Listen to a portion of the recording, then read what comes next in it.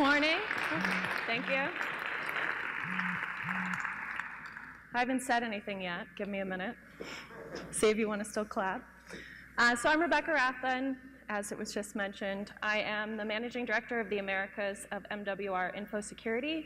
We're a research-led cybersecurity firm globally surrounding financial services.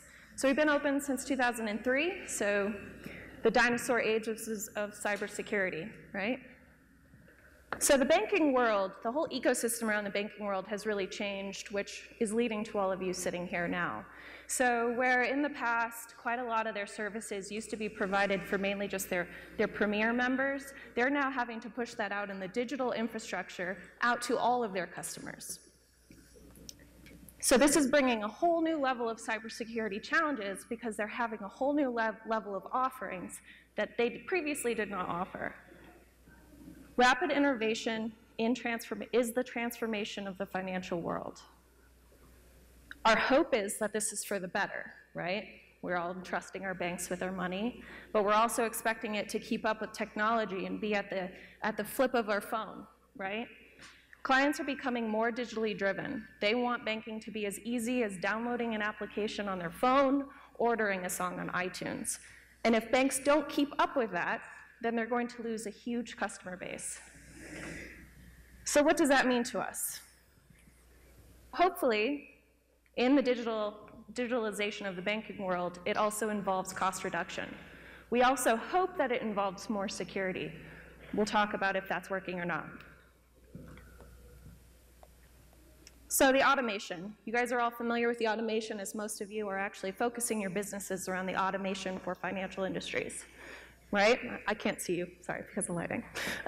But with automation, you're seeing all the applications, all the mobile device applications, the software. You're seeing artificial intelligence replace buildings of people that used to do things like the call center. So now they have artificial intelligence being call bots. And so when you call into a bank, you may think you're talking to a person, but really it's a computer. So we're replacing that. So what does that do? That removes the people element. And like the age-old tale of cybersecurity is that people are the biggest risks. But we're replacing that with digital risk. So distributed ledger and blockchain. So within the last 3 years, this has truly taken off. This is revolutionizing the way that people trade money, gain access to their accounts. So now you have global access to your banking. You can access your bank account, you can access your business account from anywhere at any point in time. This is awesome. On the security side of things, this also means that if somebody gets fraudulent access to your account, they can access it from any time, from anywhere, at their convenience as well. So obviously that's a risk. Are you guys familiar with the term open banking? Okay, so open banking is this new trend. It's taking off right now heavily in the UK, where a lot of things in financial tend to start. So open banking can best be described when we download an application on our phone and we give it access to have certain information from our phone. Or when you're on Facebook and you want to take one of those quizzes and you have to download that into your Facebook account and you give that access to information on your Facebook account. Open banking allows automatic access to certain information to a third party from your bank account. So banks have to actually open up their ports in order to allow that access to be provided to the third parties, often which are fintech. So what does that mean for us? Well, that's the second biggest risk that we're seeing in cybersecurity right now when it comes to financial industry. So we're seeing that having fraudulent access to a third-party resource is one of the biggest risks, the second biggest risk, for financial and also for fintech, because often you guys are the third party that they're gaining access to. So you have to really be able to control how they're gaining access, are they legitimate, and can you monitor what's being done within that activity? Leveraging and monetizing data. Are any of you part of data logs? Some of your fintechs focus on data aggregation. I can't tell if you're raising your hands. I'll assume you are. So a lot of fintech is around collecting data and being able to analyze it for the better use of a bank, right? So collecting all that data is awesome. What does it do for cybersecurity? Well, it does some great things. So collecting all the information on you as a user, a bank can actually see what your trends are. Like me personally, they could see what Rebecca's trends are. Where does she tend to access her accounts? Does she tend to travel? Does she tend to withdraw large amounts of money? Does she tend to do wire transfers? So as they collect that data, they're storing that data, which is great, unless somebody else gets their hands on it. And then that's not great for me, right? So being able to actually look at where we're storing the data, who has access, what type of data is being held, and what type of contractual regulations are being held between the third-party person that's holding the data and the financial institutions is huge. This is the third biggest risk we're seeing within the financial industry and fintech, especially data loss.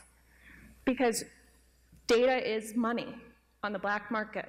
You buy data, you sell data, you make a lot of money, and then you go and you do it again. And often the nice thing about it is you can often buy in bulk, and then they can just continue to repeat sell. It's very, very handy for them. So this is the third biggest risk that we're seeing in cybersecurity that affects you, that affects large financials. Digital convenience. So the easiest way to explain digital convenience are digital wallets. So people no longer want to carry around a credit card. It's so burdensome, so heavy. So we want to program our phone to hold our credit card. You can do this also with your health insurance card. You can do this with all of your cards, like your Starbucks card. You don't have to have cards anymore. You can actually just program it into your phone. And then the security is based on you. What type of security do you have to get into your phone? Is it a passcode? Is it a thumbprint? Is it facial recognition? So obviously that's a convenience factor. And it's awesome, but it adds obvious security risks. The financial crime, from fraud to electronic crime, to money laundering, to bribery and corruption, are huge within the financial industries. I don't want to paint a picture, though, that all of the risks of cybersecurity in the financial world are because of the digital revolution, because that's not the case. The #1 biggest risk for large financials is access to payment devices. So you guys are all familiar with the fraud that happened here in Mexico earlier this year, right? You guys were targeted with the #1 biggest risk. So at least it wasn't like the 50th, right? So that's the #1 biggest risk for large financials. The #1 biggest risk for you as a smaller fintech is CEO fraud. Are any of you CEOs? Because I'm going to target you right now. So CEO fraud doesn't have to be the CEO. It could be the CFO. In fact, they're heavily targeted. It could be anyone that has access to money or data within your organization. Being able to trick them or gain access to their access.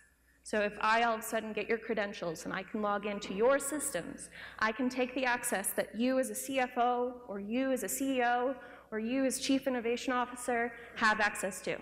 And then I'm going to sell it. Or I'm going to bribe you, and I'm going to get a lot of money from you in order to do that. So that's the biggest risk for you. So in some ways, digital innovation, huge risk for cybersecurity. Also huge advancements in cybersecurity, but still the #1 risk for both you and large financials is still outside of digital revolution.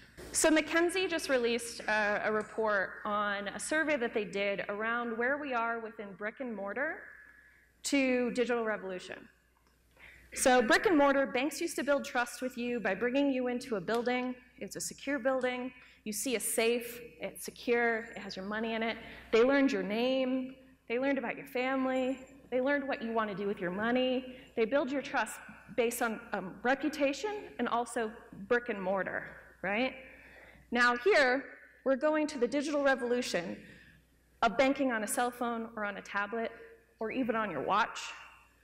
So this shows, as all the other surveys show, we're pretty close to a 50%. People want the convenience, but they still want the security. As the 35 and under group gain more market share, this is going to swing heavily, if not all the way, to digital revolution.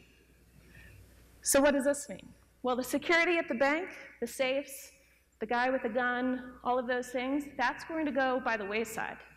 And we're going to have to understand how the digital access to everything within your banks, everything they have connection to with your loans, is now being done over the internet, over your phone. So we have to keep in front of it.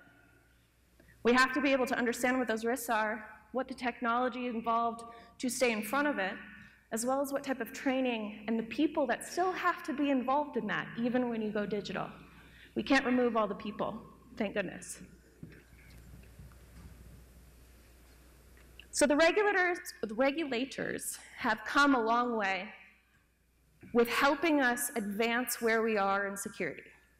Where previously, when the regulators would knock, we would all be like, not again.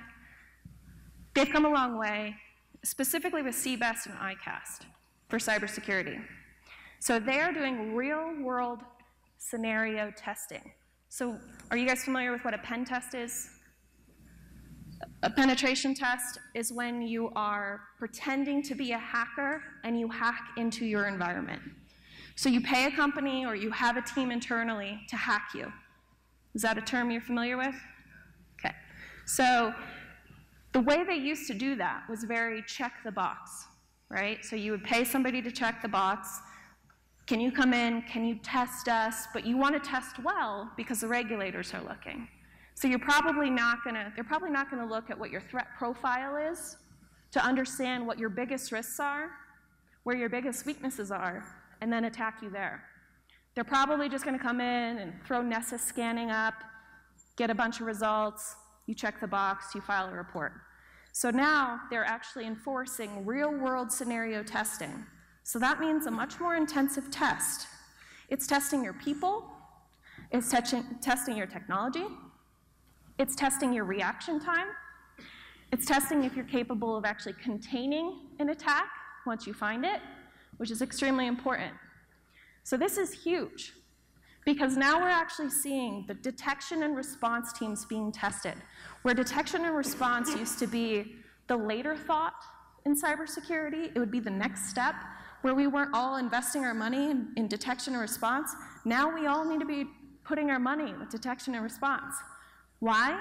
Because I hate saying this because it's so often used in cybersecurity, but this saying is no longer if I get hacked. It's no longer if I get hacked.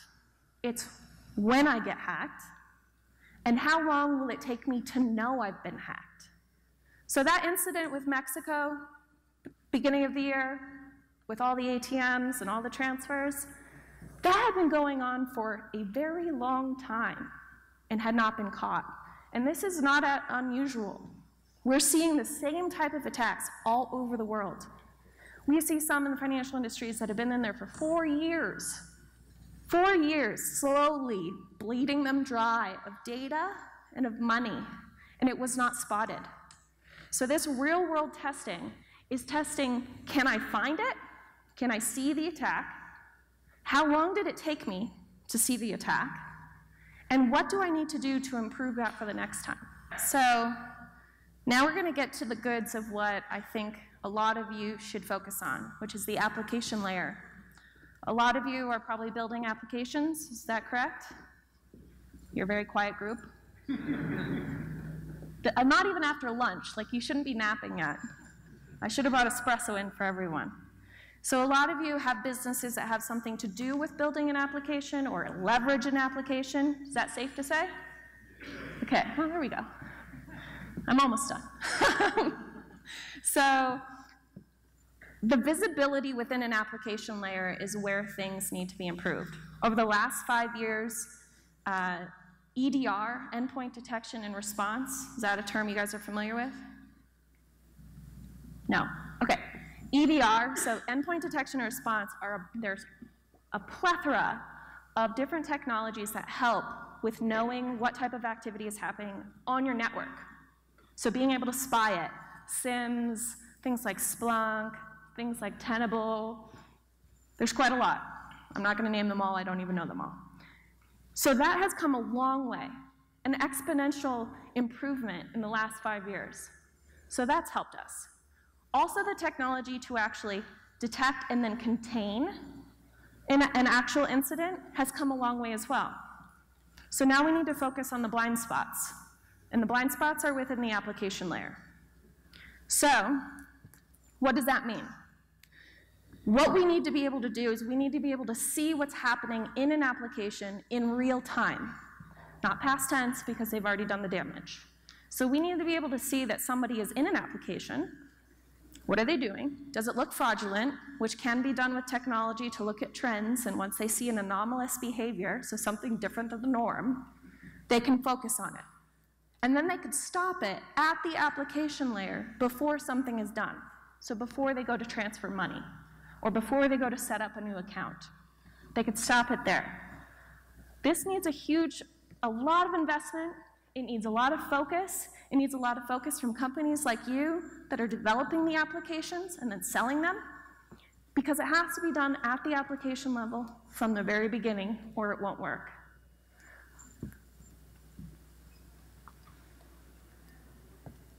Applications need to provide better security visibility into their reporting. So when you do a report, can you see the activity that was done?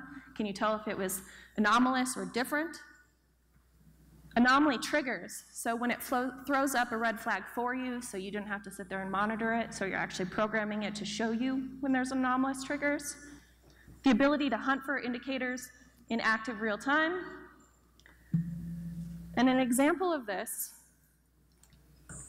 which is making an improvement, our banks are building into applications the ability to see if a device has been jailbroken, which means it's been rooted, which means it's highly likely to be compromised. So for instance, if you go and download a different interface on your cell phone, you are going to be much more likely to be compromised. And if I'm a bank or I'm a fintech, I don't want you on my devices. I don't want you in my applications. I don't want you transferring money, because most likely you could do that in a negative way, or someone else could pull that data from you. Okay, security can be used as a sales piece if done effectively. Designing security into the application layer, building in resiliency, not just to attack, but resiliency to information, being able to see that. Providing that visibility and the threat models and the security controls in the application build-out, so in the code review, in the development of the actual application code, being able to put all of that in and the steps in place to be able to monitor it. This is huge. Once deployed, you have to continue to test. Don't assume the game is over. Test. And then once you're testing, I highly recommend you set up a bug bounty. Do any of you know what a bug bounty is? Okay, a few of you? So a bug bounty is where you're paying someone when they find something, a fraudulent activity, they find a vulnerability, they find a way to backdoor your application, they find that, and then they publish it. So they're going to post it on different cybersecurity blogs, and they're going to share it with other hackers. Look what I was able to do. So what you can do is you set up a bug bounty program, and you pay them when they come to you with those vulnerabilities that they discovered. Something that you overlooked, something that you could not have seen, pay them. Someone is always trying to show you wrong, right? Everyone always wants to prove that they can hack something, that they can break something, and so don't turn them away. Don't threaten them with a lawsuit. Don't deny their claim. Respect their findings. Ask them to share with you how they did it, and then try to fix it. Don't push them away. They can be a huge asset for you, and if you push them away, you are much more likely to make a mockery of yourself and also put a larger target on yourself for other hackers. A great example of this, are any of you familiar with the French company Ledger? So Ledger is a Bitcoin storage, so an external storage device for Bitcoin, right? So I'm out of time, so I gotta hurry. But Bitcoin Ledger launched this new technology. I'm going to store your Bitcoin, which is obviously a huge commodity. And they made a horrible claim that they were unhackable.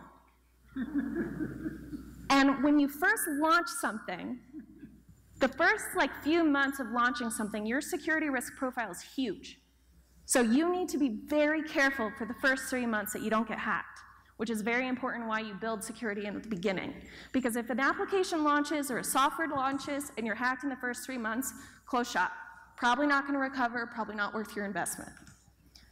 So they made this claim, and a 15-year-old British guy hacked them within 2 months. He showed them how they backdoored it. They denied the claim. They said that he was lying. He proved it again. It's been proved several times. And they are now very much hurting, obviously, the reputation. They made a mockery of themselves.